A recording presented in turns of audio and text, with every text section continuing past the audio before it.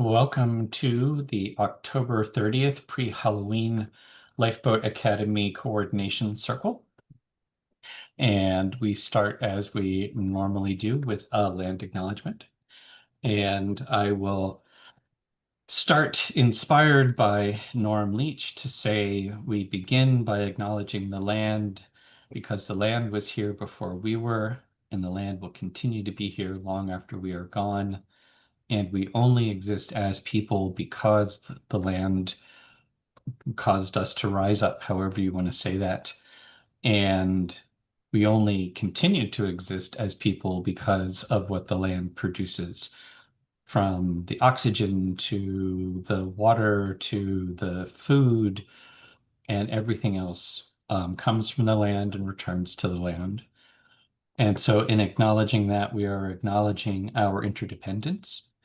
And and I was just thinking, and not in a sad way, we're happily acknowledging our interdependence. Isn't it lovely that we're mixed up in this mess? And and in doing so, we are dipping into ancient knowledge that has been handed down in many different indigenous cultures over time and has been carefully guarded, even at great expense to those knowledge keepers, especially in the face of a world that wants to believe we can be separate and better than and pure and all of those things that ultimately lead to violence.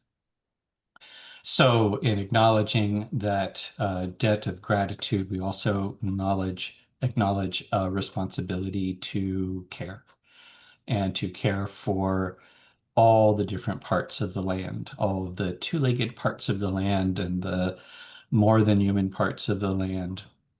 And in that care, especially to mend any relationships that have been harmed for whatever reason, whether it was intentional or unintentional, and it matters not. Our job is simply to try to heal and repair the harms where they happen. So we'll let this be an inspiration for us to do as good as we can until we know better and then do better. And to do what we can, where we can, when we can, to make things just a little bit better than we found them. And that is both a humble and a radical aspiration. And so with that, I invite us into a little moment of grounding, literally and metaphorically. So I invite you to just take a moment to feel the weight of your body in your seat. Feel the weight of any little puppy dogs that might be at your feet. And take a moment just to feel the tug of gravity on your clothing or the temperature of the air on your skin, the points of contact, any sounds in the room, any smells. Just take a moment to be here in this place, in this body. You might notice your breath taking fresh oxygen in on each inhale, fresh energy entering the body, and then with each exhale, a little bit of relaxation and release.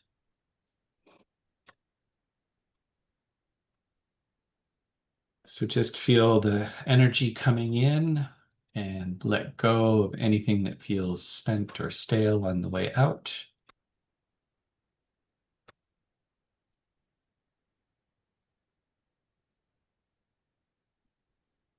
Maybe notice any tension you might be holding and actually willing yourself to release anything you might be holding tightly.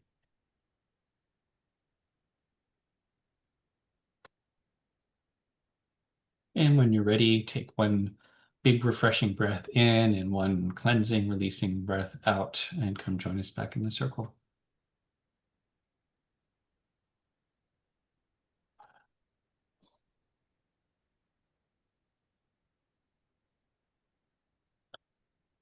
Ah, that feels better.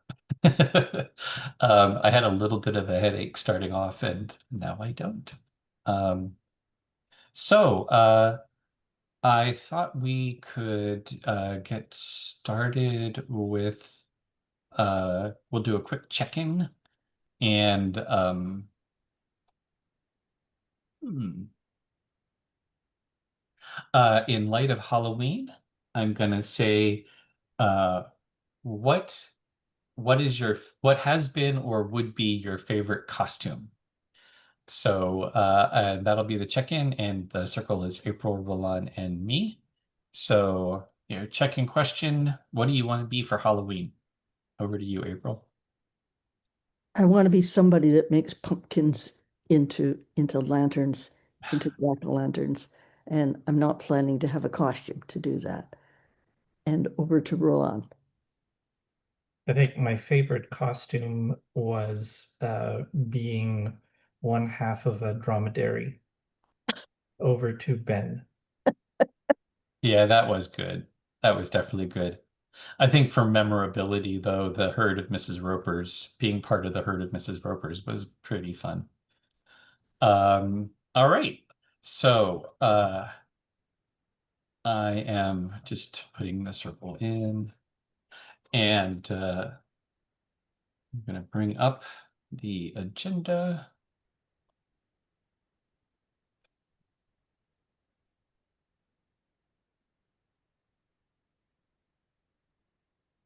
We've got a bunch of things kind of just to check in on and update. Um, Really, we want to focus in on the outreach plan and how that is going. And as is our custom, though, we've done our grounding and check-in, but I think it's good to take some time on the North Star. And I have a different set of North Star questions today, which is inspired by the Serenity Prayer. And what are the things that we have to learn to accept?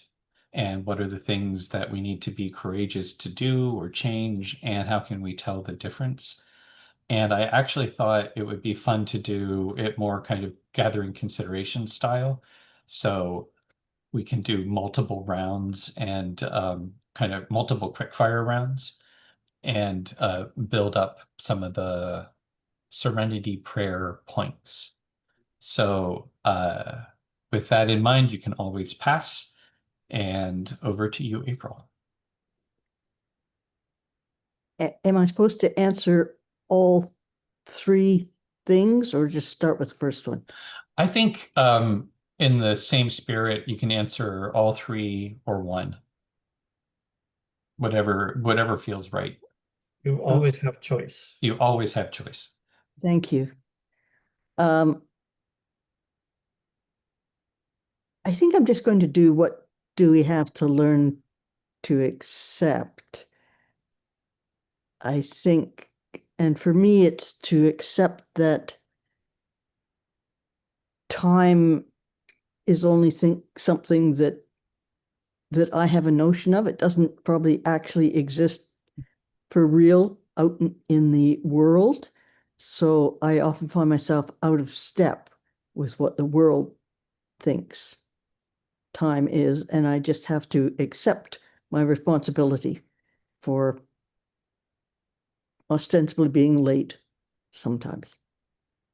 And over to Roland. I think one of the things to learn to accept is that it's rarely what I think it is, anything. And that makes me think that what would be useful to be more courageous about is uh, and not that I don't do it. That's not the point.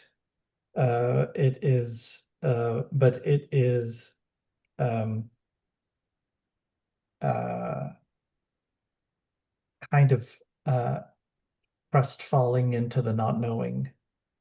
Mhm. Um, and I'm not quite sure how to continue on to the third question, so I'm going to pass to Ben.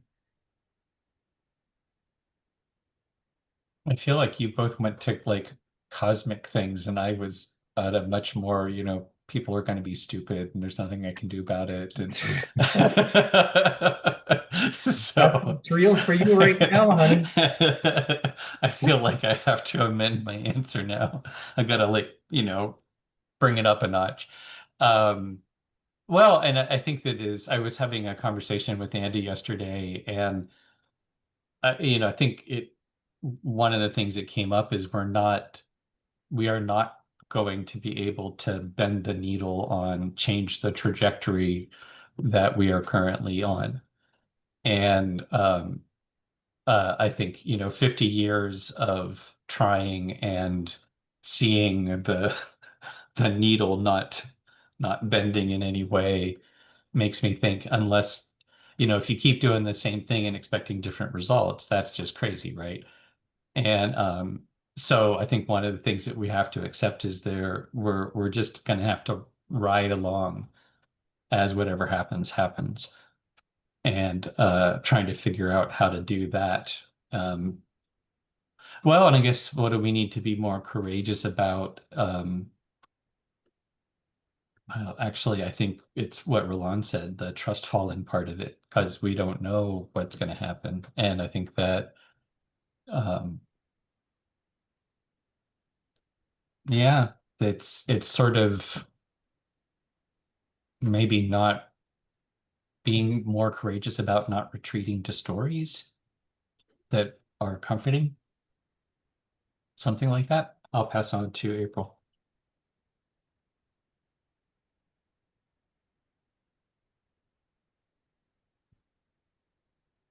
I'm going to answer the courageous question this time.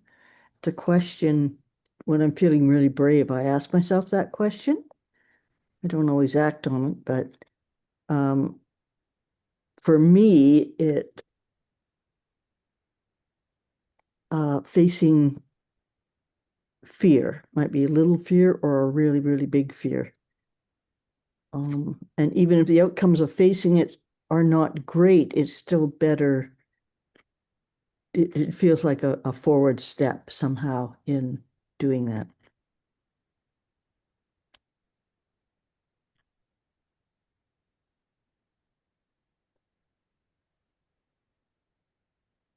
And over to Roland. Um, this is an ongoing project to learn to accept that I'm part of a complex system Mm. that's so complex that I will never really be able to understand it.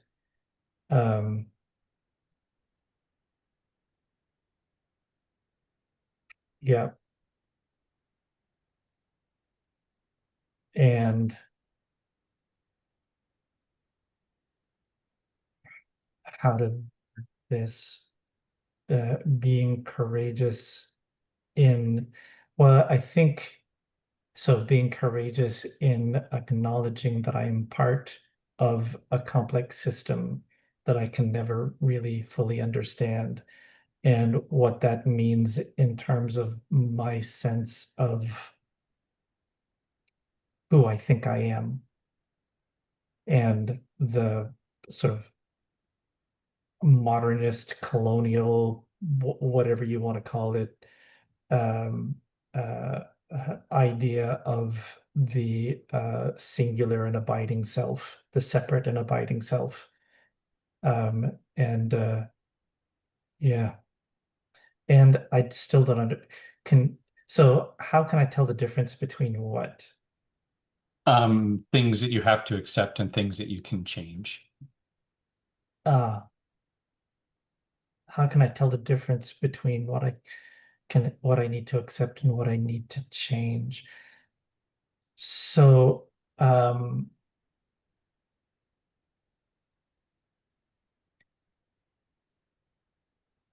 I guess I can tell the difference. How can I tell the difference between them? I was going to say, maybe I'll just say that, and you know, uh, because it's the first thing that came up. But I was thinking what I think of myself and what I think of as other people. I can change. Can I really though? Yes, I think I can. Well, then you can change that too. It's too big of a question. I can't answer it. I'm going to pass to Ben. Um, well, and I think I'm just reminded then of the advice of make it practical, keep it practical. And I think I think you were getting there, or at least I was following where you were going, and my mind kept going in that direction. And I think it really is sort of, well, and I was thinking it's also tied into time. And there is no splat. That part of being part of a complex system that I'll never fully understand is I I'm always part of that complex, like I'm part of this ongoing process. And because I'm part of that complex system, it's not really my job to figure it out. And it's sort of and it is the modernist, colonial, singular, separate, abiding self that thinks it has to figure it out. And so what I need to be courageous about is challenging. And actually that's I was thinking also the facing the fears and not retreating into comfortable stories is a lot about gentle discipline. And this is where time comes in, because I think it is, we were just talking about it in the morning circle about the ability to pause and to take a breath before not being reactive, and that all of the reactive stuff is basically conditioned responses, right? Mhm. Like it's your reactions are habituated. So they are just ingrained habits, some of which may be perfectly fine, and some of them are problematic, and it's hard to tell the difference. So the only way that we can tell is actually to resist that impulse. And I think that kind of facing the fear, it's like the little way of facing because there's a fear in not responding to the impulse, because these are conditioned responses, and usually they've been conditioned with a form of trauma. So there's a sort of, if you don't perform right, you're going to get punished. Yeah. And so that is the little facing the fear every day, is just to take a breath and not bite the hook. I feel like I just had a little bit of a moment. So over to you, April. Um, I'm pondering the how we can tell the difference.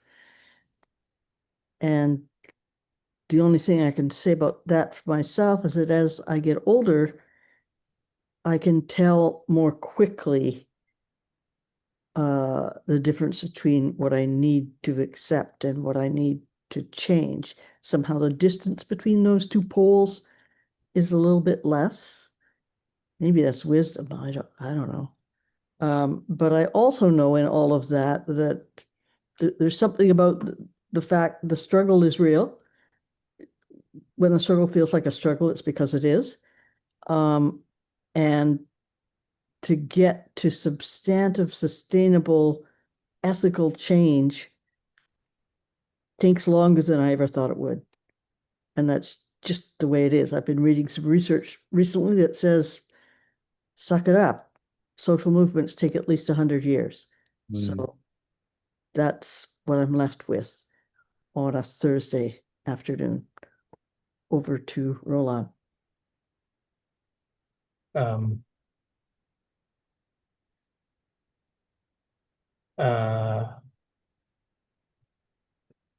I need to accept that everything is practice.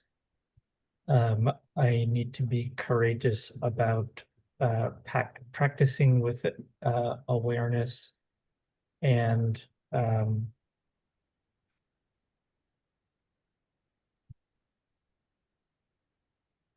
And it's through the practice that I can learn how to tell the difference between what I can and can't change. Over to Ben.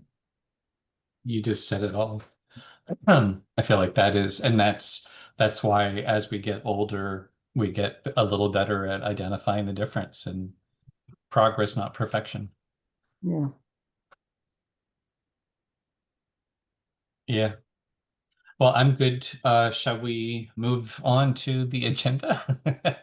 Figured out. All right. I kind of feel like, Why even bother continue the meeting? yeah, it's really like fuck the Yeah, meeting. done. This was I'm good. Let's go. We've nailed it. Yeah. Awesome. Well, now let's outreach. All right. Talk to you in 2 weeks.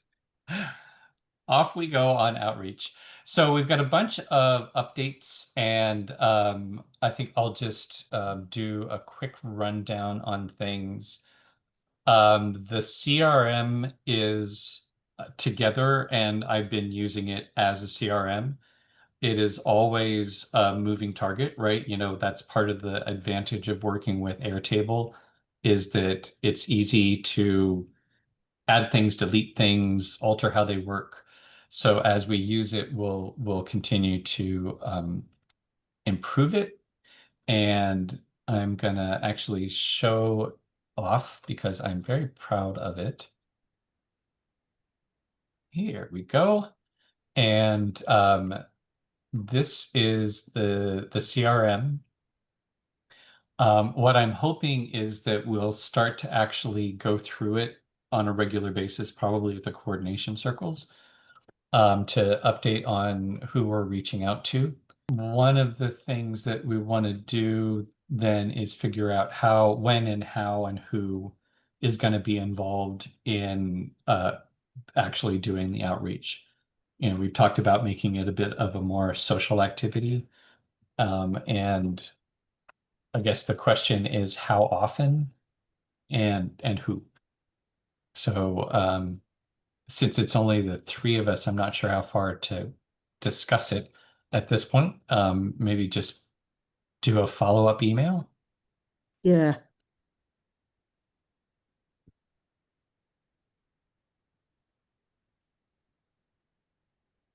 I've discovered this thing that I didn't realize, but it's a really cool feature in Asana.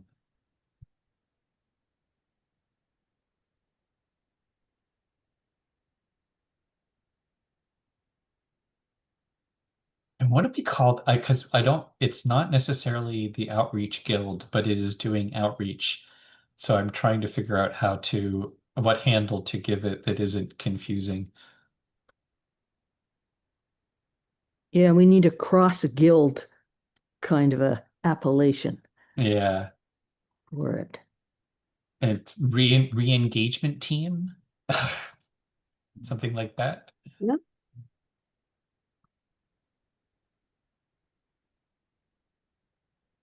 And now here's the cool thing. I click on this. I click create task. Look, now it's a task. Anyhow, Oh, I would be happily occupied as a project manager. If anyone wants to hire me as a project manager, send an email. So what I really want to see is when do the unicorns come? that we have to click done. That's when the unicorns come. Oh, No. we can't click partially done and wishing we were done. You just need to get busy and get shit done. Well, and that's when you start adding add task to do something, and then you can click the add task part done. Right. Moving on. So right. So I was coming down here. So we've basically brought together all that we need for the CRM. The retreat development is in progress, and just I sent an email to Norm Leach yesterday and he replied today. And I'm hoping to set up a time to talk to him about ITFL and IFOT training and those sorts of things. So that's where that is. And I have an item on the agenda for a winter retreat, or not a winter retreat, basically promoting winter retreats as a sort of a different kind of animal, Hmm. and how what that might look like. And then likewise, exploring the possibility of a plan B with Linnea is also in progress, but I just sent out an email today to connect with Jenna and Amir at Abundance to say, hey, we started chatting about how there might be some mutual opportunities. How do we continue that conversation? So that's in progress. The next thing is the update, and I'm actually, which was part of our plan, which remember back in September, 7 years ago, and we had the scare of the offer, and we were responding to that. And in response to that, we wrote this update that we were going to get out to everybody, but it never happened because we were getting this thing together and that thing together and this other thing together. So I want to reopen the conversation about what might happen in terms of an update email.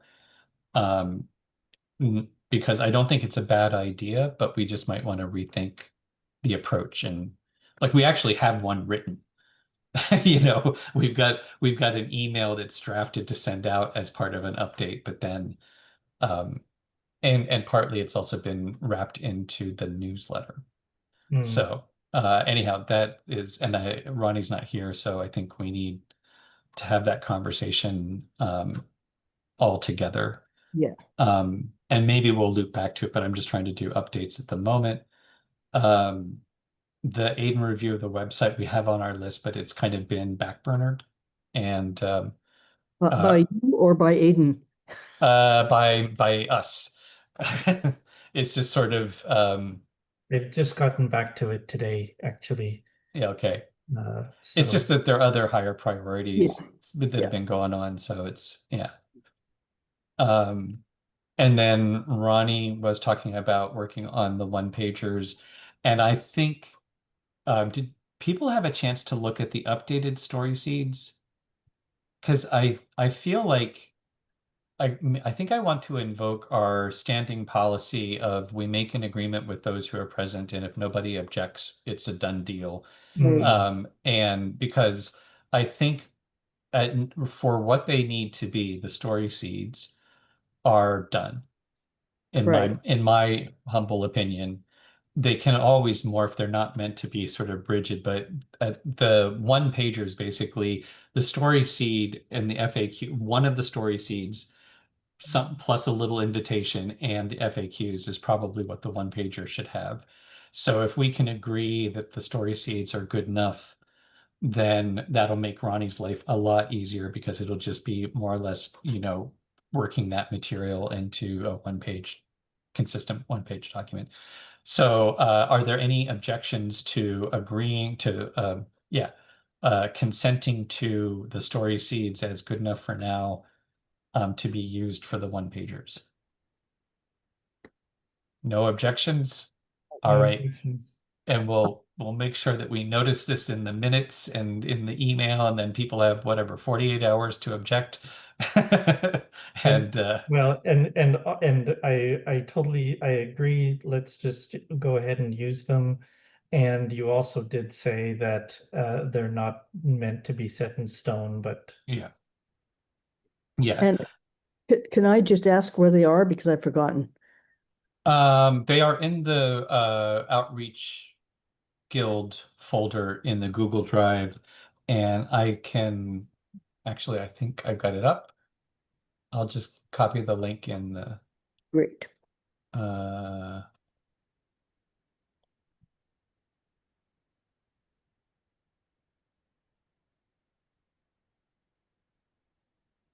there.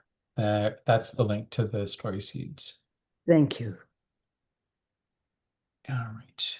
And hang on, I have to get back to my screen. There we go. So that's the one pagers. Done that. And actually, Roland has sent the reminders about the oh, can I click it done, Roland? for the that you've sent the reminders asking for referrals Yes. by category, we might Yeah. get a unicorn. See. Ah, you got a unicorn. Wow. Okay. That's exciting. I'm easily amused, you know. Yep. All right, so that's updates. And we've talked about the team and we've gone through the CRM. So the one other thing is and this is mostly, it'll just be kind of a note for the video because I can't remember exactly whether we sent the newsletter or not. I think it might be on hold. So I just want to confirm that. Right. And I don't know whether we've sent it or not. Um, I wanted to talk about putting in, I've revamped my Substack a little bit, and I posted the first announcement of the field notes, which is my process with Aiden. And it produces these, little like 4 paragraph posts. And that's something I'd like to promote more through all of our social media, but also maybe a direct link in the newsletter. And specifically right now to next Tuesday, I think. Let me just check.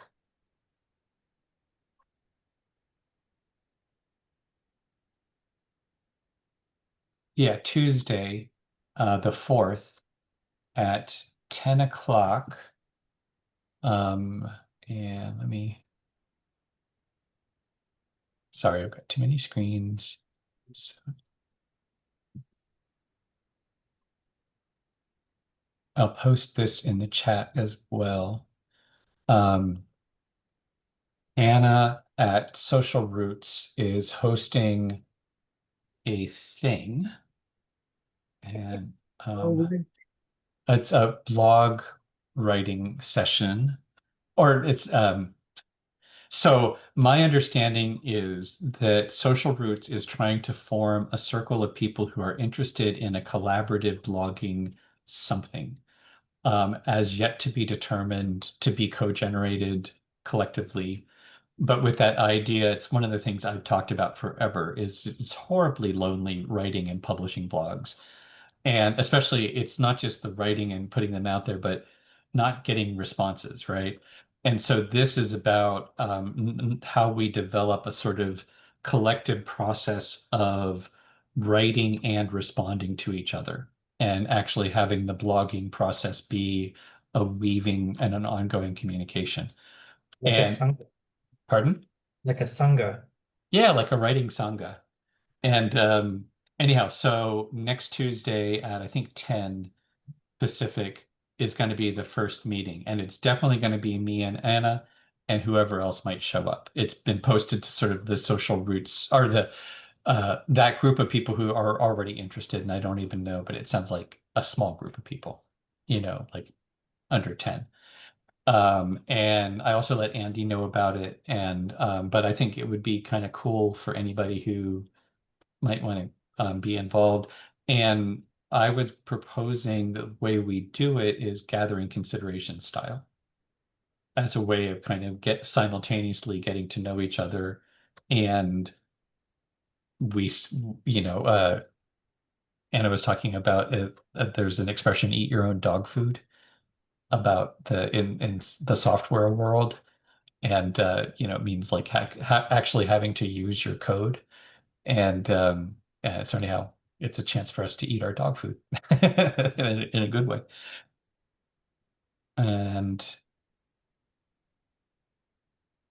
all right, and that probably, the Social Roots blog group, I don't think would go in a newsletter because it's just for next week and such. But all right, I think that is all of the updates that I can think of. I should mention I've started doing outreach, and only recently, where I've been, sending out 3, 4 emails a day. And I've only started doing it this week. And I don't even think Monday, I think starting on Tuesday. So uh, there are contacts that are being made and responses, and actually no, I guess I've been doing it longer because Anna was one of the first people that I reached out to, and we actually met. And anyhow, that's my update. And I just want to say, Roland, is there anything that I've missed in terms of updates? Uh, do you want to talk about the what is it? Growing between the cracks Substack? Oh yeah, actually, yeah, I should put that on here. Courage, but courage in the cracks. Courage in the cracks. Um, yeah, By the that way, I have no idea why my computer's camera keeps zooming in and out. I'm not doing it. If you're noticing and it's driving you and you're wondering, I have no idea. I blame it The on AI. glass. yeah. I recently published a Substack. I'm getting the link now.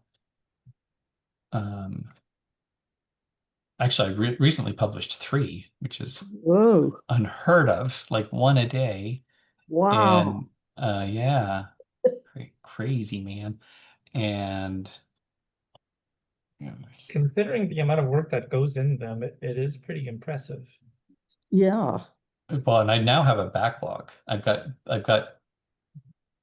almost a dozen, I think, that are sort of ready to be published. And I just need to publish them. So Courage in the Cracks, and I kind of think of them as paired pieces. But the one before it was called The Great Withholding, and it was mostly about the fact that capitalism thrives on the way that it can extract is by separating people from the land and the resources. Basically, the capitalism is a small number of people holding the resources hostage. And the Courage in the Cracks is a specific appeal because we are, hooped. And um I think it's going around. So it's really about how lots of us, I think, are getting hit with some hard economic reality. And so figuring out how do we start to band together in a real material way. Um, so it's meant to be kind of a rallying the troops sort of message, and at the same time a direct appeal.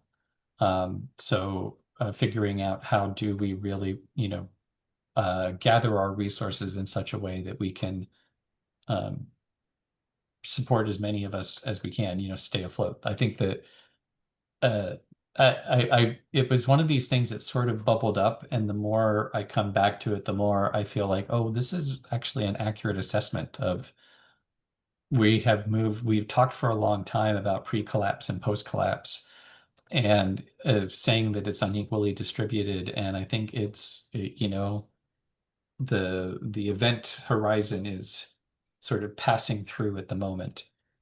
And I don't think it's just us. I don't think it's people that are doing pro-social. I've actually seen some interesting timelines lately that there's a sea change happening, and it will probably be, not that there will be complete collapse. Like, I don't want to, it's not going to be like a movie, but there's a there's a phase change that's probably happening within the next year. Like, you Yeah. know, that things are going to be noticeably different in 2026 than they were in 2025. So, anyhow, I think it's out there, and I think I want to promote it a bit. It's also something to come back to. Um, And that's the Courage Between the Cracks is something that Courage in the Cracks. And the subtitle is uh, an invitation to the work of building what comes after. So what does promoting it look like? Apart from what we already do with your Substacks. If I knew, my online presence would be different than it is. So this may be a question better posed to the larger group then. Yeah. Yeah, this is not my. And so I'm popcorning and I apologize, but I just wanted to clarify, I wasn't asking you specifically. Oh, okay. I was trying to put it in the circle, but I feel like we're not there's not enough of us for, especially because it's a question that we come back to. Yeah, yeah. And I agree. Like this is worth more discussion. Um and it's also, I think, a moving target. You know, I think this is AMAC Reflect and sort of um I will tell you I've got whatever 20 subscribers on Substack, but I was talking to Andy and he read my post.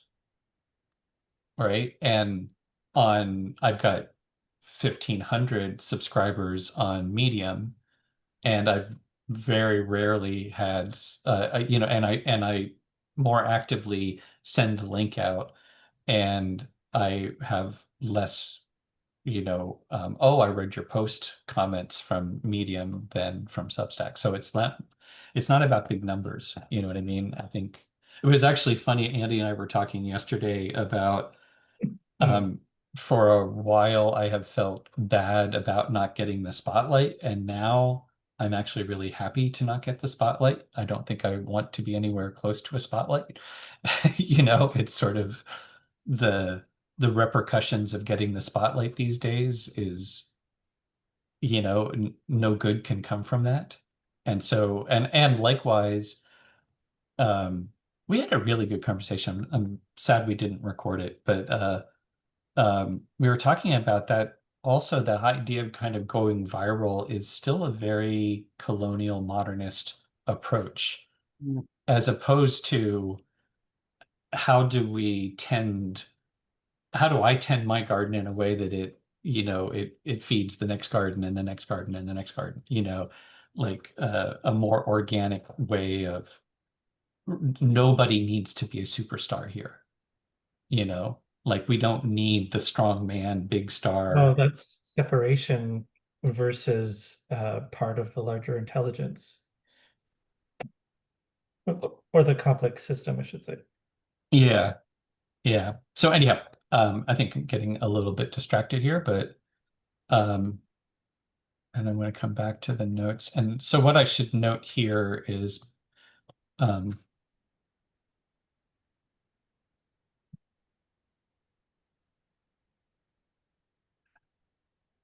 well, you know, it does make me think maybe we should try to schedule a specific outreach guild meeting.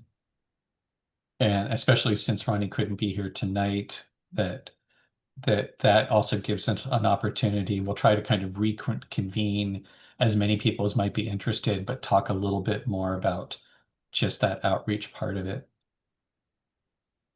Outreach in general, or specifically about the cracks? I'm thinking not really general, but not that specific, but actually thinking about um, the re-engagement team. Yeah, You know, yeah.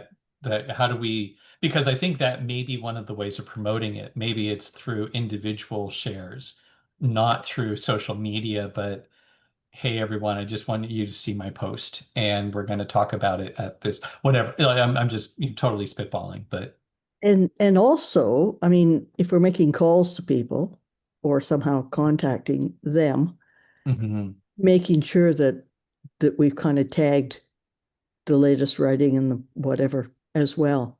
yeah, yeah. Or even having like a menu to pick from. So it's like, Yes. this is, you know, just to give you a sample of what we're talking about, or I think you might be interested in this, you know, that the different posts become an opportunity to do outreach. So yeah, I think basically what we're talking about is we should schedule, and I'm going to do my neat trick. Schedule. Actually, I'm just going to add it up here, right? We've got the follow-up email about re-engagement. Um, CRM.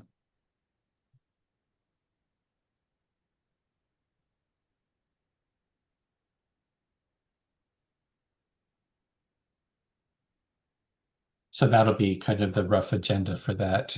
We haven't added a new task. We've just added a little work to that task. Hmm. All right, cool. Um, Yeah. What's occurring to me is that, we actually have great material Mhm. and great stuff. It's just really figuring out what to use where and making sure that we remember that stuff is there and to kind of broker it in a way, because it's really good, authentic stuff, in my opinion. Mhm. I agree.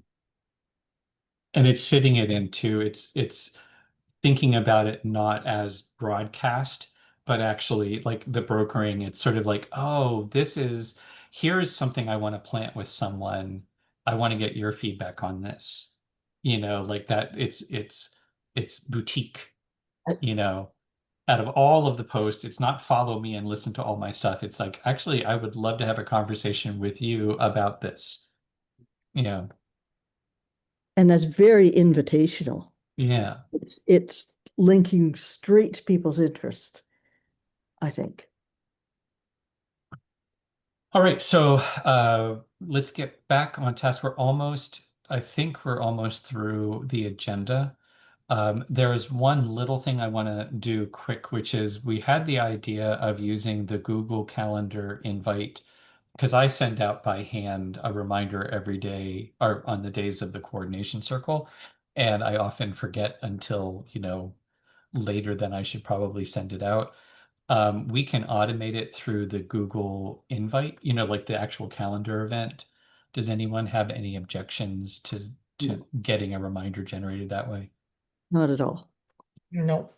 Okay, cool. And we'll do the same 48 hours, but for the next meeting, then I'll set it up so that everyone who's on that initial, the one that I normally send out will get added to that Google invite. And then they can also refuse, like they can say yes, no, or whatever. Cool. Thank you. And then the one last thing, and I'm not sure really how much to talk about it or what to talk about, but we just had a more or less a passing thought that we could be doing like hibernation retreats at the pharmastery. And we're set up for it, obviously lower numbers and everything. It wouldn't be a woofer experience. It would be a pay it forward, and to the degree that we've talked about it, we were just thinking we would give people a rough idea of this is what it costs to keep the lights on, and per day or something like that. And then or use our model of here's a low, medium, and high, cost us this much to host people and blah blah blah. Anything that you want to add? That's, I think, all the further we really talked about it. I, Anything else to add, Roland? Not on that particular topic. I really like the idea, and it can be sort of like the storm watching retreats that they do at Tofino and all those places.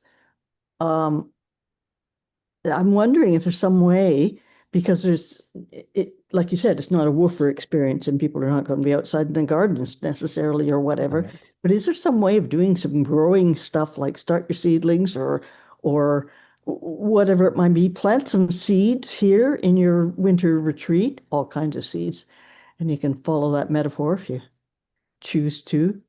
Um, grow your good new habits.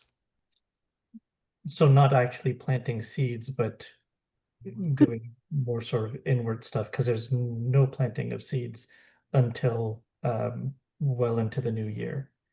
But Unless there, you have small boxes of soil for individuals to take with them when they leave with some seeds in it or something of that kind.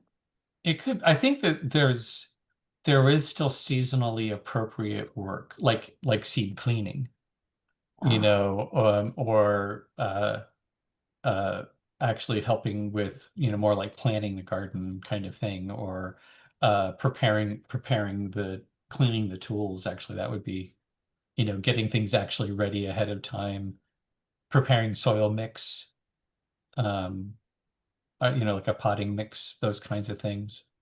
Anyhow, it's a possibility, and I think we want to make sure that it doesn't become a make work project for us. no, for sure. But I think that people would want, I mean, we do stay busy all through the winter. Like we stay up to stuff. So, and there are winter, like more than the growing the seeds, it would be like tree clearing, and there's sort of clearing stuff that would be good winter stuff.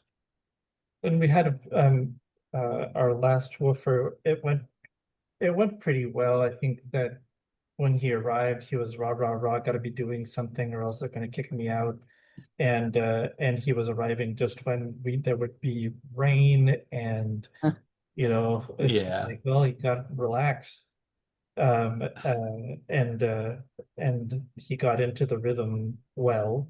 Hmm. Um, so there's also that. It's like, you know, part of being part of the life on the property is you don't we're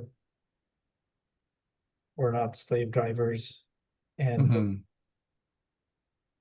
It is funny how that's one of the harder lessons for people to get. That there's a lot of people that are very antsy, and there's a lot of anxiety around it. It's not just like, oh, I really want to be helpful. It's like, oh, you know, I don't want you to think I'm a bad person. Is um so again, those bottles of absolution by the door. Oh yeah, that's our price leader right there.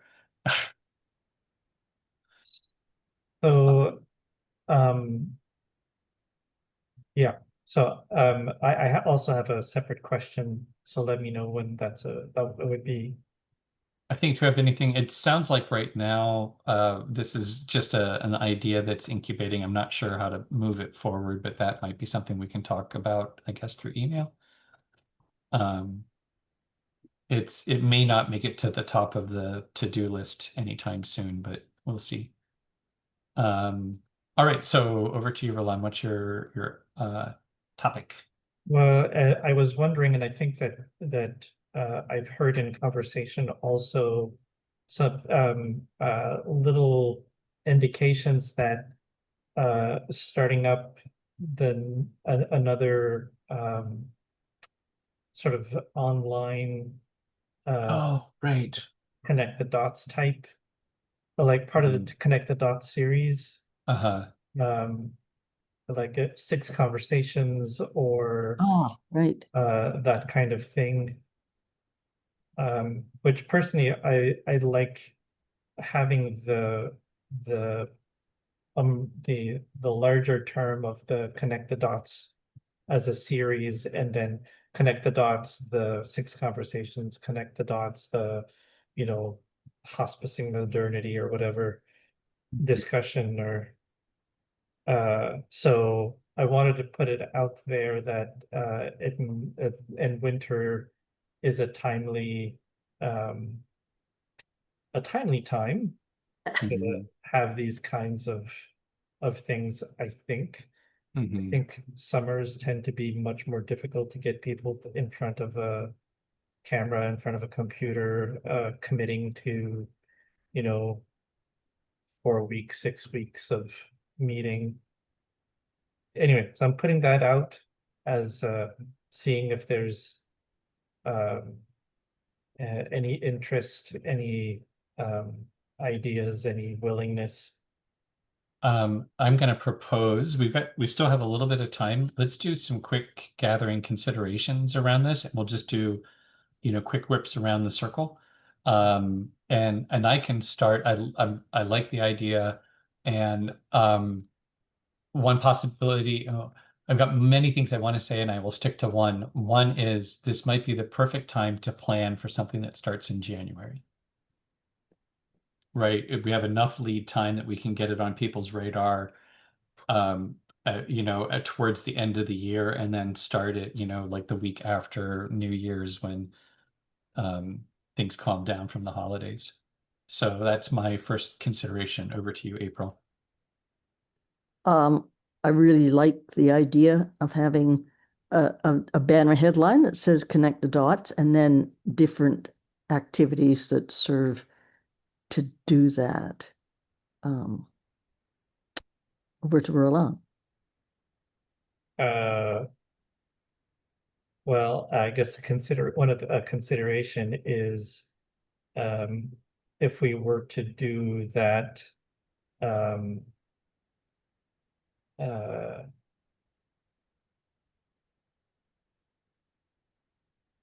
do we is it what do we want to do? Is it repeating stuff, sort of the next round of the same things? Are there new types of things that we want to try? New topics that we want to broach? So that's my consideration for this round. So over to Ben. I'm throwing out new ideas, but I think there's value in going back and having some of the redoing the 6 conversations. I have no problem with that. I also am reading Outgrowing Modernity, and that feels really core to a lot of the stuff that we're talking about, and would warrant multiple conversations. So that also would be a new topic that I would offer up. Over to you, April. I think there's a place still for the connecting the dots around the in the way that we did originally with the resources and whatever, and helping people map that out and doing the diagramming around that, the framing around that. I think that there's probably a new crew of people that we could pull in, and some people like me that just like to connect the dots and want to play with it. So that original set of things, I think, could fly again. Over to Roland. I think one consideration is what time frame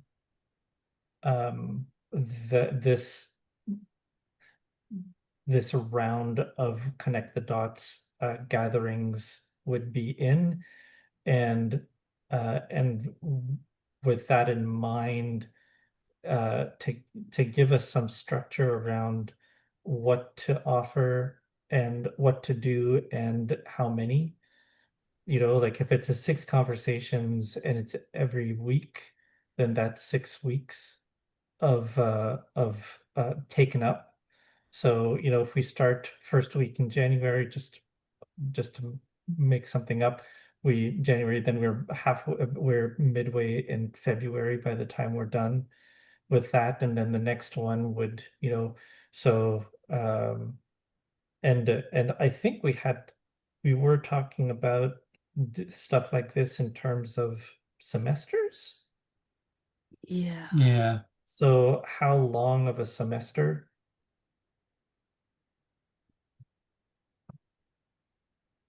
Over to Ben.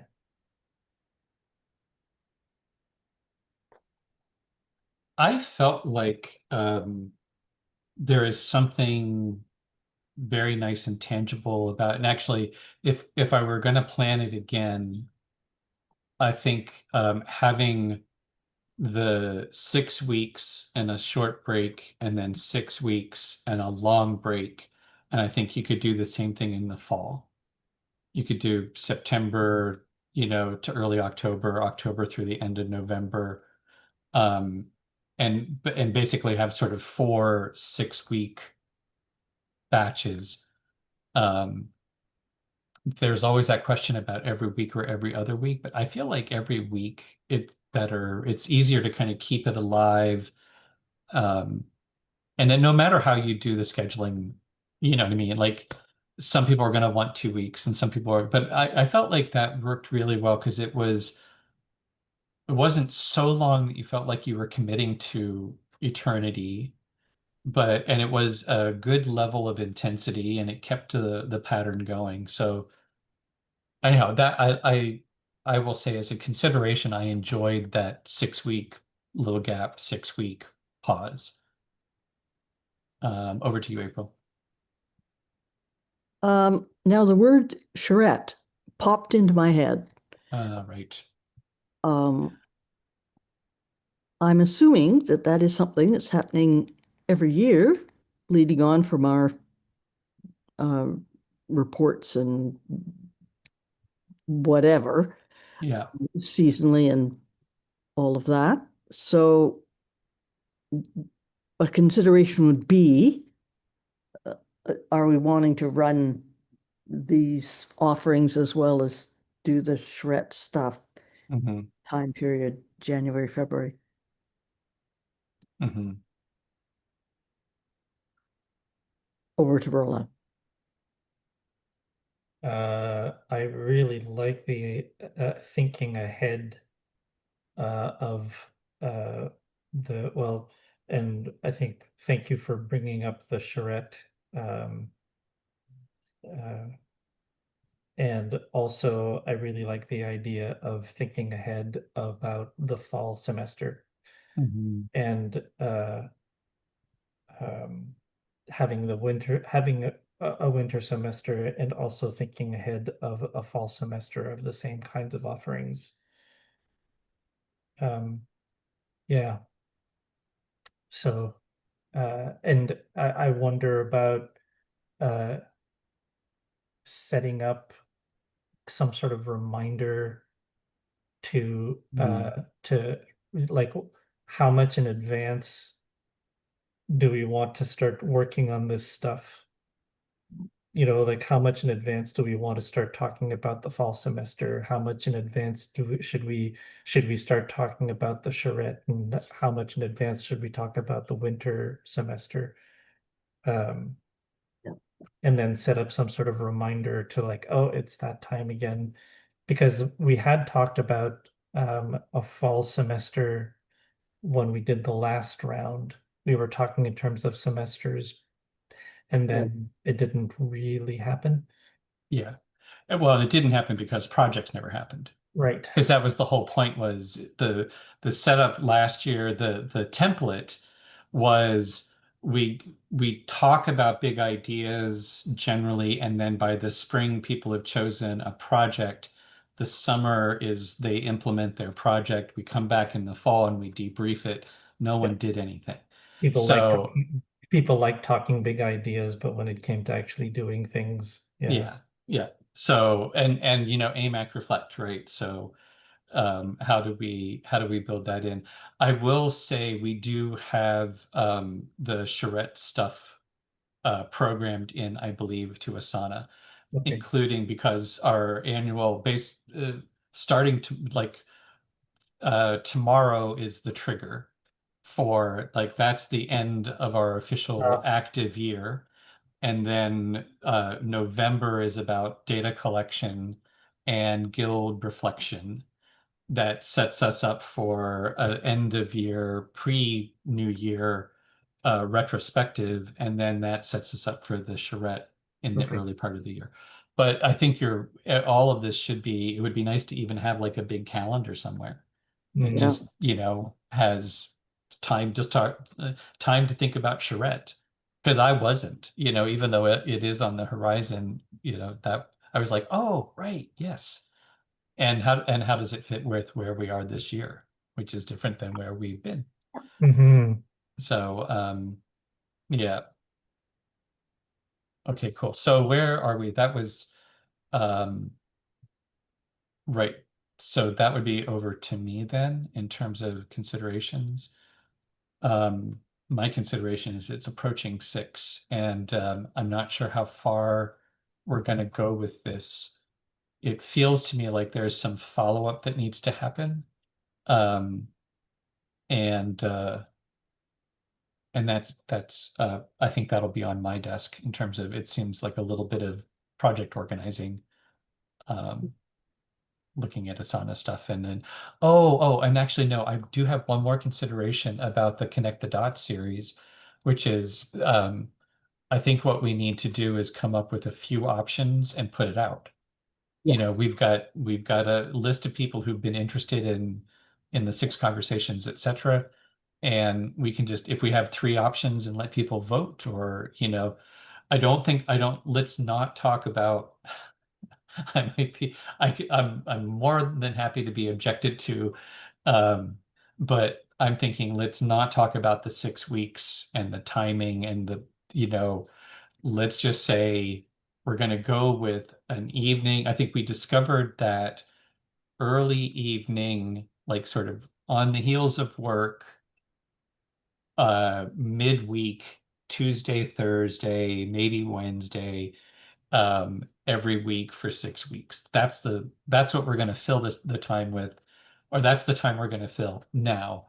You know, option 1, we do Connect the Dots again. Option 2, we do Outgrowing Modernity. Option 3, we do 6 conversations. Option 4, whatever. And then just see what people are interested in. So put it out to a collective conversation. So let's do one round of 3 rounds. One round, any last thoughts for gathering considerations around the Connect the Dots? Just close that up. And then actually we can make it 2 rounds again. And then one round, no, sorry, it's got to be 3 rounds. One round for Connect the 4 Dots. rounds. One round for Connect the Dots. One round, anything else that we need to get on the radar, at least for now or the next meeting. And then just a chance to say goodbye. So over to you, April. Any more gathering considerations for Connect the Dots? No, not at this time of day, but I will be percolating in my Beano, and if anything comes up, I'll email Awesome. over to Roland. Um, do we uh, do we suppose that absent members will view the video, or do we put out an email specifically about it, the Connect the Dots stuff? I think we want to do a So specific thing about that is Connect the my Dots. consideration, and over to Ben. Yeah, I think that should be separate from this meeting. I mean, we'll mention it in this meeting, but then I think that we need to make it a specific conversation on its own. Okay, cool. So that's that. Any last items that we forgot to mention? Last thoughts for the good of the cause. Over to you, April. No last thoughts, but thank you. Good meeting, even though it was only 3 of us. Over to Roland. Yeah, stuff is stewing. Over to Ben. Yeah, agreed. Yep. And it really is, it doesn't matter how many there are of us, it's just a good check-in point, you Yeah. know, to actually it's a marker that causes us to do a little bit of reflect and aim. So very, very useful. Thank you. Yeah, well, so now just a chance to say ta-ta. Over to you, April. Ta-ta. See you both soon, I hope. Roland, closing words. Ta-ta. Ben, over to you. Closing You're words. you're all very silly. Ta-ta. See you soon.